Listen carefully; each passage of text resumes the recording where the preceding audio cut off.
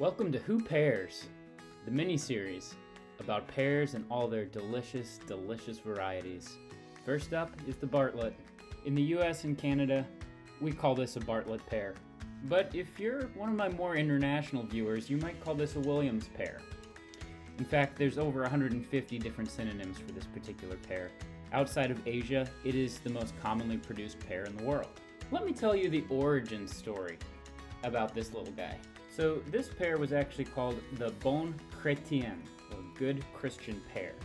It was named after a French healer who had helped out the king back in the 15th century. And then 300 years later, a guy named Williams introduced the pear to all of England, and it became known as the Williams pear.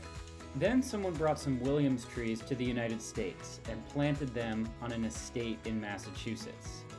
A guy named Enoch Bartlett moved to that estate, tried the pear, thought it was delicious, and he ended up introducing the pear tree to the rest of the United States. Now that was back in the 1800s, but here in the US and all around the world, we still love our Bartlett pears.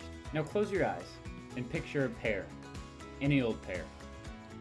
Yeah, I'm guessing you have a Bartlett pear in your mind. It's the classic pear shape.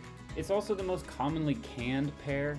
It's super popular all over the world, and although the Danjou and the Bosque have sort of made a comeback in recent years, this one pear alone accounts for half of all pear production in the world. Okay, not literally this pear, but, you know, Bartlett's. Now that is a classic pear flavor. It's sweet, it is so juicy, and as you can tell, the skin is more yellow than green, which means that it's ripe. It's kind of like a banana. It starts off with green skin, and the more yellow it becomes, the more ready it is to eat. If you don't wait long enough and you eat it before it's really ripe, it's going to be kind of gritty, tart, kind of grainy. It's worth the wait.